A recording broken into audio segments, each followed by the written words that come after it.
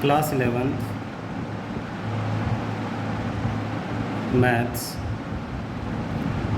Chapter 7 exercise 7.3। First question आपका, how many 3 digits number can be formed by using the digit 1 to 9 if no digit is repeated. तो क्या ध्यान देना है, 3 digit number आपको बनाना है। जो डिजिट्स आपके पास अवेलेबल हैं वो 1 to 9 है और नो डिजिट इज़ रिपीटेड, मतलब डिजिट रिपीट आपकी हो नहीं रही है। क्वेश्चन नंबर फर्स्ट एक्सरसाइज के अकॉर्डिंग तो आपका सिंपली इस तरह से था कि आपने ये 3 डिजिट ये शो किया कि 3 प्लेसेस आपके पास अवेलेबल हैं। 1 to 9 आपके पास डिजिट्स हैं, तो फर्स्ट प्लेस को आप यानी 9 वेज में फिल कर सकते हैं, सेकंड वेज को 8 वेज में और थर्ड प्लेस को 7 वेज में आप फिलअप कर सकते हैं। डिजिट रिपीट नहीं होती हैं, तो जो नंबर आपने यहाँ फिल कर दिया वो एक डिजिट आपकी कैंसिल हो जाएगी, दोबारा यूज़ आप उसे नहीं कर सकते। एक डिजिट आपकी यहाँ कैंसिल होगी, टोटल 7 बची, उससे उन्हें आप यहाँ फिल कर सकते हैं। तो इसका आंसर हो जाएगा 7 × 8 × 9। लेकिन इस एक्सरसाइज में हम आपको सिखाएंगे परम्यूटेशन, जो चैप्टर का नाम है परम्यूटेशन। परम्यूटेशन को P से रिप्रेजेंट करते हैं और फॉर्मूला है NPR = n factorial upon n minus r factorial. इसका मीनिंग क्या है, n number of available digits, number of available digits, जो आपके पास डिजिट अवेलेबल है वो n हो जाएंगी। r number of available places, number of available places ये r है।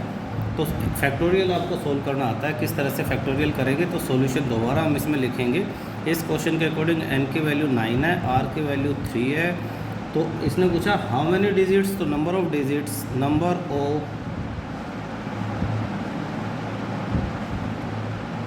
Required numbers equal to 9PR। इसे सिंप्लीफाई करेंगे, 9 फैक्टोरियल, 9 माइनस r की जगह 3 रख लेते हैं, 3 फैक्टोरियल यानी 9 फैक्टोरियल अपॉन 6 फैक्टोरियल। फैक्टोरियल हमने सोल्व करना सीखा था, 9 × 8 × 7 × 6 फैक्टोरियल अपॉन 6 फैक्टोरियल। 6 फैक्टोरियल से 6 फैक्टोरियल कैंसिल, 9 × 8 × 7 आया वही है जो हमने डायरेक्ट निकाला है, लेकिन यहाँ आपको परम्यूटेशन जो है वो मेथड आपको सिखाया गया है। किस मेथड से, ये परम्यूटेशन का मेथड तभी लगेगा जब डिजिट्स रिपीट नहीं हो रही होंगी। तो इस क्वेश्चन में स्पेशल लिखा है no digit is repeated.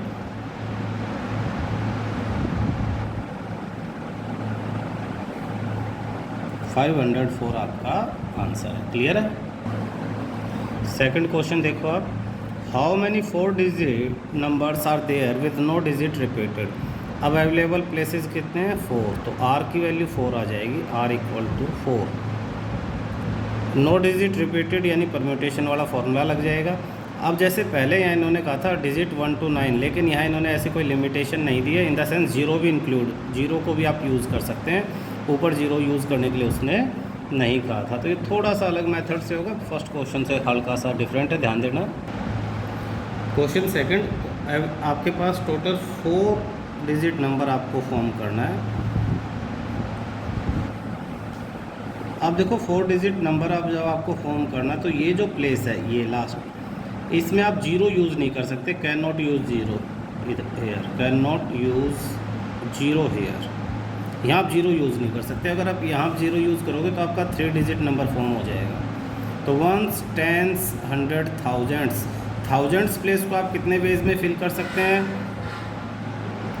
Thousands place can be fill in, एक सिंगल प्लेस है, अवेलेबल डिजिट्स हैं आपके पास 9P1 वेज। बाकी आपके पास जो 3 प्लेसेस बचे हुए हैं, जीरो, अगर कोई भी एक नंबर आप यहाँ फिल कर देते कैंसिल हो जाता, टोटल 10 डिजिट आपके पास जीरो को मिला के, तो इनके लिए आपके पास 9 डिजिट बचते हैं, कोई भी 9 डिफरेंट डिजिट्स जिसमें जीरो भी आ सकती है। Remaining 3 places can be filled in 9P3 ways। Therefore total numbers are 9p1 multiply 9p3।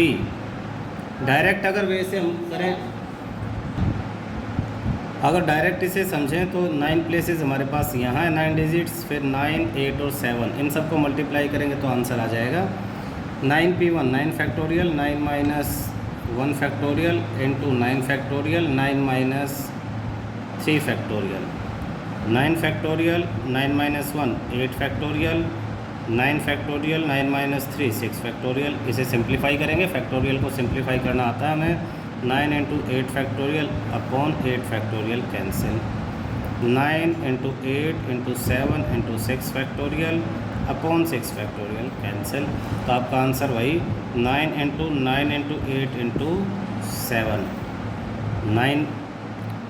9 into 8 into 7 हमने पीछे फाइंड आउट किया था। 9 से इसे मल्टीप्लाई कर देंगे, ये आपका क्वेश्चन सेकंड का आंसर आ जाता है। क्लियर है।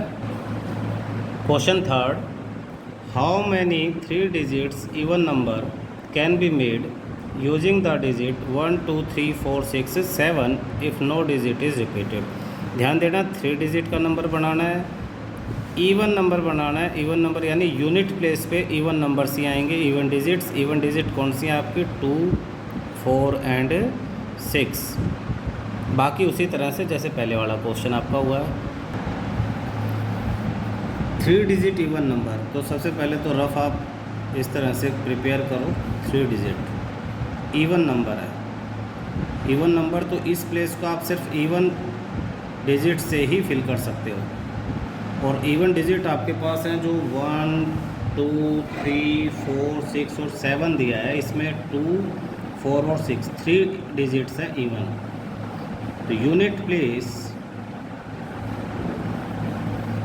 Can be filled in 3p1 veg.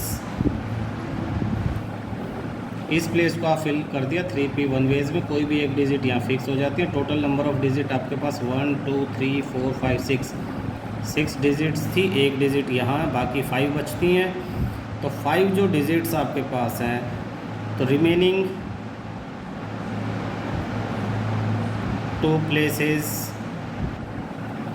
can be filled in 5p2 ways. Therefore total numbers are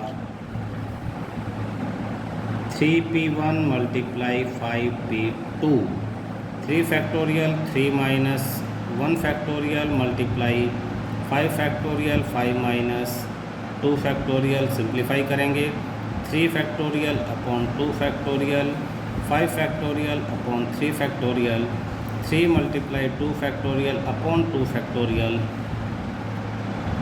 multiply 5 factorial 5 multiply 4 multiply 3 factorial upon 3 factorial. Cancel 5 3 जा 15 4 जा 16 आपका answer.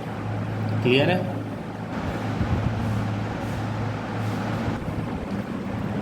Fourth question, find the number of 4 digit number that can be found using the digit 1 2 3 4 5 if no digit is repeated. How many of all these will be even. इनमें से कितने even होंगे? तो पहले तो टोटल बनाने हैं और इवन अलग से सोल्व करना है, थर्ड क्वेश्चन की तरह है। डायरेक्ट हम करते हैं। एन की वैल्यू क्या है? 5 डिजिट्स आपके पास अवेलेबल है। फर्स्ट में टोटल फाइंड आर कितना है? 4 है। Total numbers are n p r 5p r यानी 4 5 factorial upon 4 factorial 5 multiply 4 5 minus 4 factorial यानी 5 factorial upon 1 factorial 5 multiply 4 multiply 3 multiply 2 multiply 1। तो आपके पास 5 इंटू 4 इंटू 3 इंटू 2 5 4 जा 20 3 2 जा 6 21 20 आपका आंसर है फर्स्ट के लिए। इसने बाद में पूछा इनमें से कितने इवन है, second even numbers, even number. आप देखो 4 प्लेसेस थे आपके पास, तो इसमें आप सिर्फ इवन डिजिट फिल कर सकते हो, इवन डिजिट्स फिल कर सकते हो। इवन डिजिट हमारे पास 1 2 3 4 एंड 5 2 ही हैं, तो इसको आप 2 वेज में फिल कर सकते हो, 2p1। बाकी आपके पास एक डिजिट निकलने के बाद टोटल 5 डिजिट में से 4 डिजिट बचती हैं, बाकी 3 को आप 4p3 वेज में फिल कर सकते हो। यही आपका आंसर हो जाएगा। इसे सिंप्लीफाई करो, लिखना मैंने पहले के क्वेश्चन में बता दिया, स्टेटमेंट किस तरह से यूज़ होंगी। तो 4 factorial upon 4 minus 3 factorial into 2 factorial 2 minus 1 factorial. इसे सॉल्व करो, आपका आंसर आ जाएगा। क्लियर है। क्वेश्चन 5 कहता है कि 8 पर्सन्स की कमेटी, 8 पर्सन्स है टोटल, तो n इक्वल टू 8 और 2 पर्सन आपको चूज़ करने, चेयरमैन वाइस चेयरमैन, तो r इक्वल टू 2। तो वेज, नंबर ऑफ वेज, कितने वेज में आप उन्हें चूज़ कर सकते हैं, तो उसके लिए है 8p2 वेज में आप उन्हें चूज़ कर सकते हैं। इसे सोल्व कर लो, 8 factorial upon 8 minus 2 factorial, 8 factorial upon 6 factorial, 8 multiply 7 into 6 factorial upon 6 factorial, cancel, 56 आपका आंसर आ जाएगा। क्वेश्चन 6 आपको सोल्व करना है। क्वेश्चन में दिया हुआ है n-1p3 ratio np4 equal to 1 ratio 9। तो n-1 factorial upon n-1 minus 3 factorial, ratio यानी अपॉन का sign, n factorial upon n-4 factorial equal to 1/9। ये क्वेश्चन है आपके पास। n-1 फैक्टोरियल ऊपर, अपॉन में n-1 minus 3 n-4 factorial, multiply नीचे वाला रेसिप्रोकल हो जाएगा, अपॉन n फैक्टोरियल, इससे ये कैंसिल, इक्वल टू 1/9। इन दोनों में देखो कौन सा बड़ा है, n-1, उसे एक स्टेप डाउन ले जाओ। डाउन ले जाने का मतलब क्या है, n-1 factorial as it is, n factorial को लिख सकते हैं n into n-1 factorial. Factorial का मतलब ही ये है कि हम एक स्टेप नीचे जाते जाएंगे, 1 माइनस करते जाएंगे, इससे ये cancel, 1/n equal to 1/9, therefore n equal to 9 आपका आंसर। क्लियर है। क्वेश्चन 7, हमें r की वैल्यू फाइंड आउट करनी है। क्वेश्चन में दिया 5pr equal to 2 into 6pr minus 1। Solution 5pr equal to 2 into 6pr minus 1, इसको लिखेंगे 5 factorial upon 5 minus r factorial equal to 2 into 6 factorial upon 6 minus r minus 1 factorial, 5 factorial 5 minus r factorial equal to 2। ध्यान देना, ये 2 इससे कभी multiply नहीं होगा। बहुत सारे बच्चे इन्हें मल्टीप्लाई कर देते हैं आपस में, विदाउट फैक्टोरियल ये कभी मल्टीप्लाई नहीं होते। 2 into 6 factorial upon 6 minus r minus minus plus 1 factorial. ये ध्यान से करने का क्वेश्चन है। 5 factorial 5 minus r factorial 2 into 6 factorial, पहले सिंप्लीफाई करेंगे बाद में से सोल्व करेंगे, 6 plus 1 7 minus r factorial.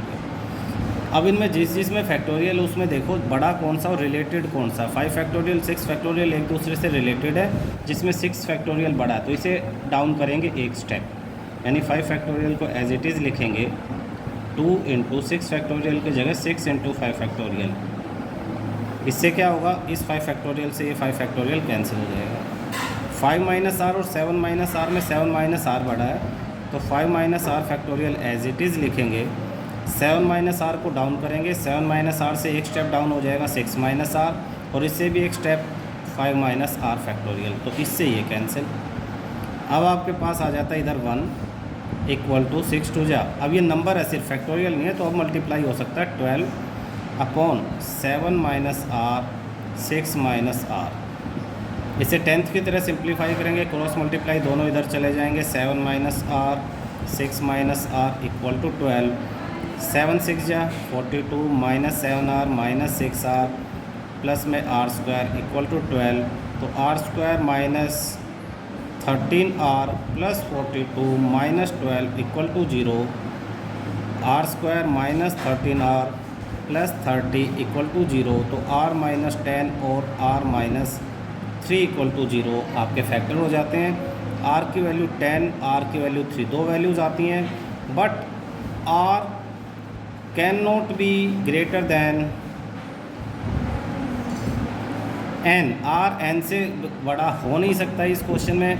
N की वैल्यू 5 और 6 हैं, तो if here n equal to 6 5 आप मान के चलो, therefore r can not be equal to 10, this implies r equal to 3 आपका आंसर आ जाएगा इस क्वेश्चन के लिए।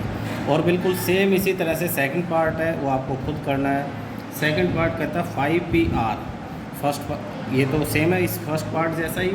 बाद में 6PR माइनस 1 ये आपको सोल्व करना है, इसमें आर निकालना है। पहले क्वेश्चन में और इसमें डिफरेंस है, पहले में यहाँ सिर्फ 2 मल्टीप्लाई नहीं किया हुआ था, इसमें 2 मल्टीप्लाई में आपका नहीं है, तो ये आपका होमवर्क। क्लियर है।